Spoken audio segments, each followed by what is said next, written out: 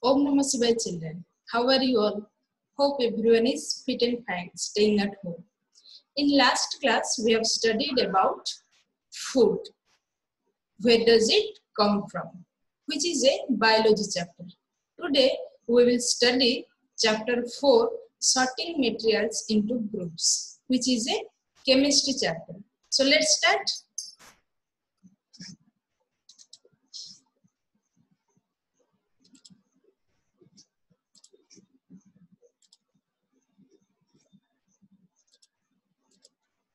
This is our fourth chapter, sorting materials into group.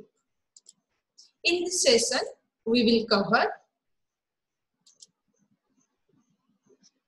objects around us, properties of materials such as appearance, hardness, soluble or insoluble, float or sink in water, transparency, and some activities for you.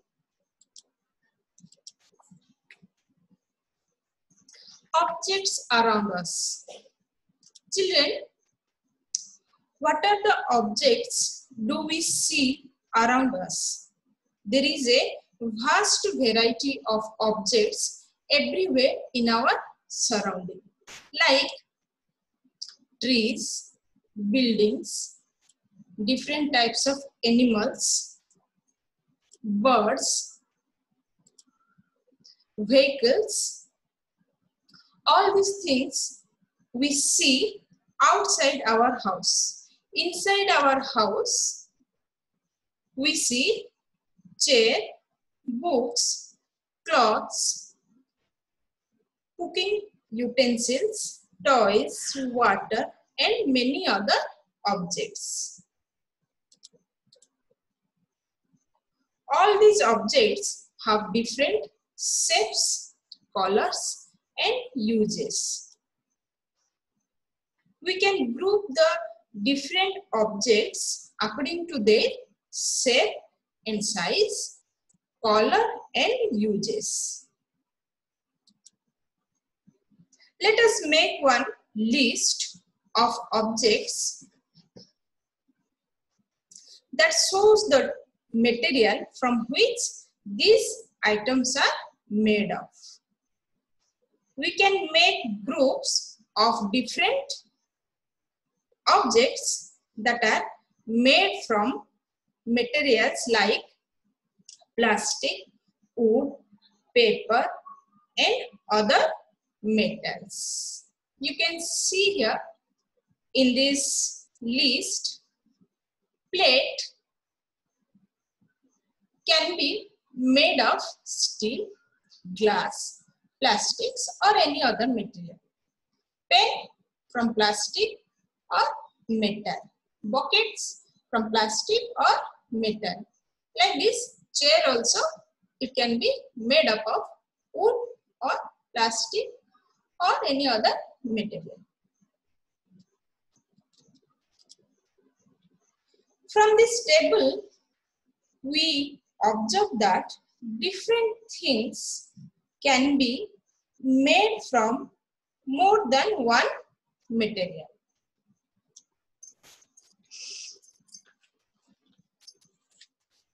Now, we will do a little bit more systematic. We will make a table that shows different types of objects that are made from the same material, like chair, table, bat, bullock cart, etc. are made from wood. Like paper, we get books, notebooks, newspaper, toys, etc. From leather, shoe, belt, toys, bags, etc. Pen, bags, buckets, mugs, etc. are made up of plastic. So, from this above table, what do we find? From the above table, we observe that we grouped objects in many different ways? Then we found that objects around us are made of different materials. Object is made from more than one material. One material could be used for making many different objects.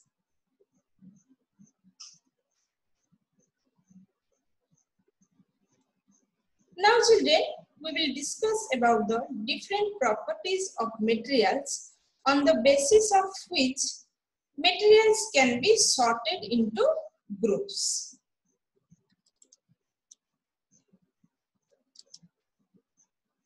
Properties of materials. Children, have you wondered why a tumbler is not made with a piece of cloth?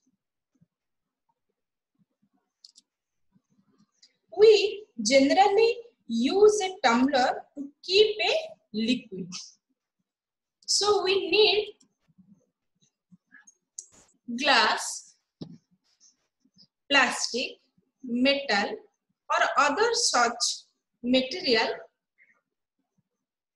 that will hold water. Similarly, we use metal-like materials for cooking vessels. Hence, we choose a material to make an object depending on its properties and the purpose for which the object is to be used.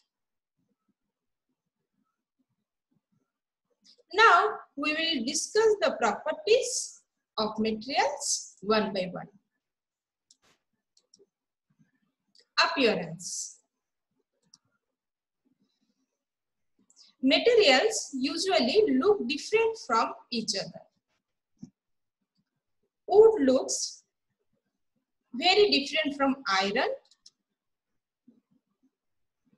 Iron appears different from copper or aluminium. Children, if we have some pieces of paper, cardboard, wood, copper wire, aluminium sheet,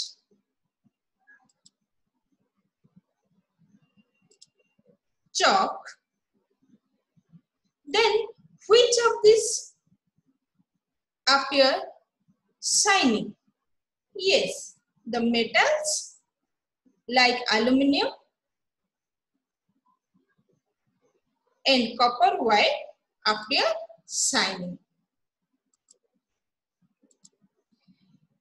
Children, if we cut each material into two pieces, we can observe that the freshly cut surface of metals like aluminium, copper appear shiny. This shine or luster we will not see in the case of other materials like wood, paper or chalk.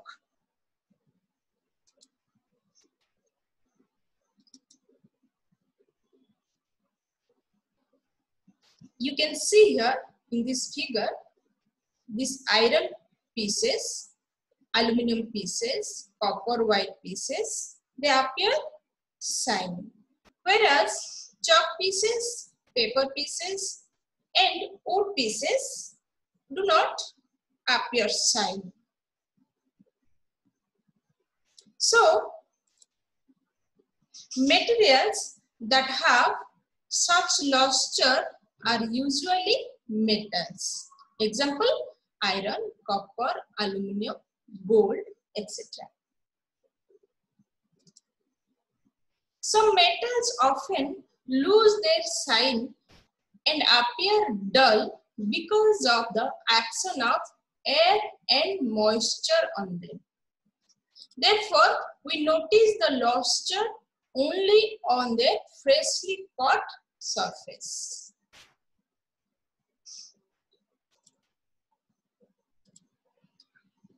Now, we will discuss about another property, that is hardness.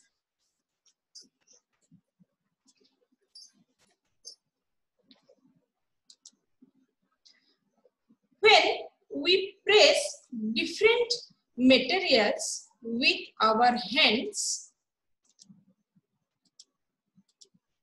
some of them may be hard to compress, while some of them are easily compressed. Materials which can be compressed or scratched easily are called soft, while some other materials which are difficult to compress are called hard. For example, cotton and sponge is soft, while iron is hard. In appearance, materials can have different properties like luster, hardness, be rough or smooth.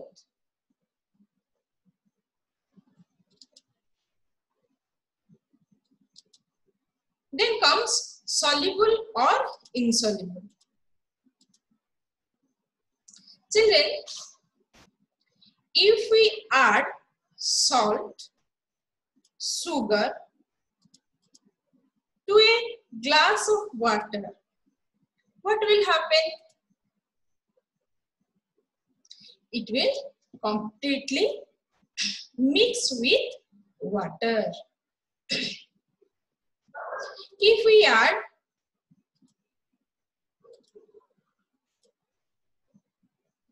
chalk powder, sand or sawdust powder, what will happen?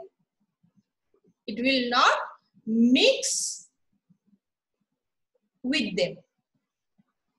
It will not mix with water.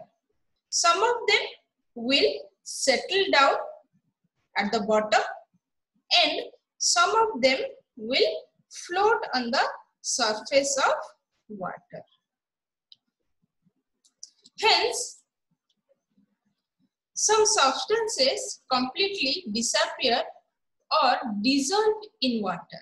These substances are soluble in water, like salt, sugar, etc. Other substances do not mix with water and do not disappear even after we stir for a long time. These substances are insoluble in water. Example, chalk powder, sand and sawdust, etc. Water plays an important role in the functioning of our body also, because it can dissolve a large number of substances. Now children, can you tell me that do liquids also dissolve in water? Let's see.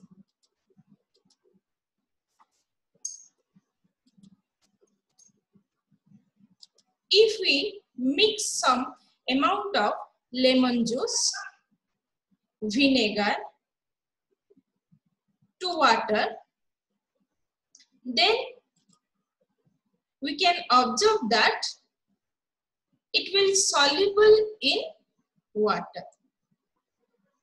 Then if we add oil, kerosene to water, it will not mix with water and form a separate layer when kept aside for some time. Thus, some liquids are soluble in water and some liquids are insoluble in water. Like solid liquid, some gases are also soluble in water, whereas others are not. Oxygen gas dissolved in water is very important for the survival of animals and plants that live in water. Then another property is object may float or sink in water.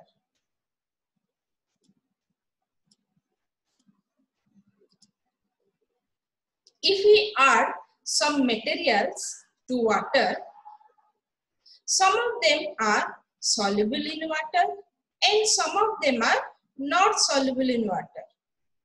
They may be floated to the surface of water, other may have sunk to the bottom of the tumbler. When dried leaves fallen on the surface of a pond, they will float on the surface of water.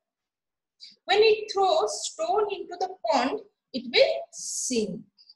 Few drops of honey into a glass of water, if we put, then it will sink. So some objects float in water while others sink in it, like metal key, coins, stones, and few drops of honey, etc. will sink in water. But dry leaves, empty plastic bottles, corks, balloons, etc. will float in water. Then comes transparency. Children, when you are playing hide and seek with your friends, some of you hide behind some places where your friends cannot see you, like behind a wall, tree, etc. But you do not hide behind a glass window. Why? Because your friends can see you through the glass window. So, those substances or materials through which things can be seen are called transparent. Example, glass, water, air, etc.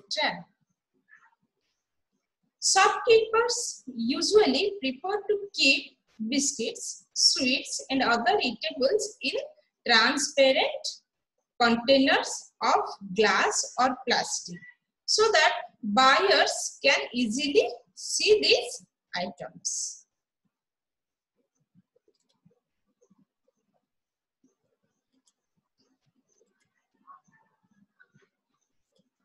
Then, opaque objects. The substances or materials through which things cannot be seen are called opaque. Or objects that do not allow any light to pass through them are called opaque objects. Like wooden box, a cardboard cartoon, or a metal container.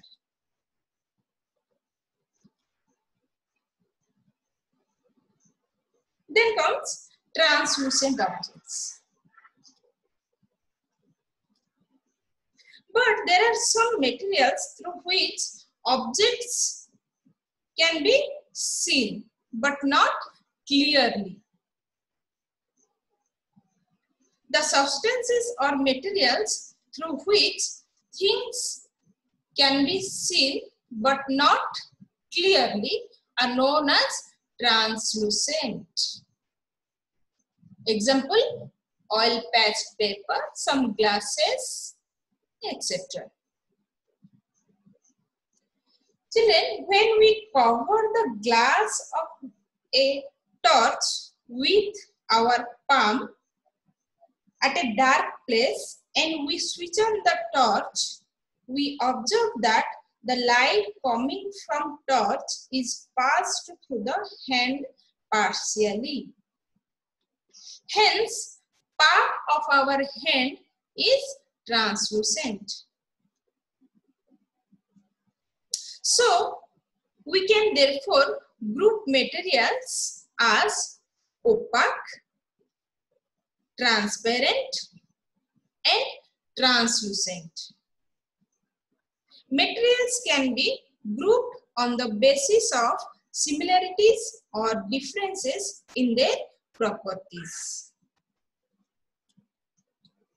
Now children, can you tell me, why do we need to group materials? We group materials for our convenience. Dividing materials in groups makes it convenient to study their properties. By storing objects in such a manner that similar objects are placed together helps us to locate them easily. For example, in a grocery shop, the grocer keeps all types of biscuits at one corner of his shop, all soaps at another, while grains and pulses are stored at some other places. Now children, hope you have understood the topics which we have discussed today. Read all the topics thoroughly. Now I have some activities for you.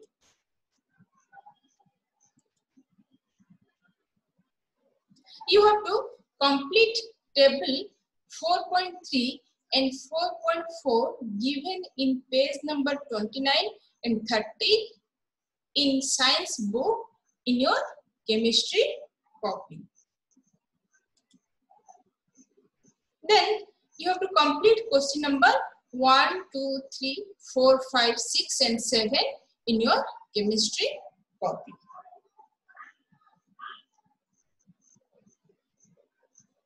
Children, we will meet in another video with a new chapter. Till then, bye. Take care. Thank you and Namaste. Stay at home and stay safe.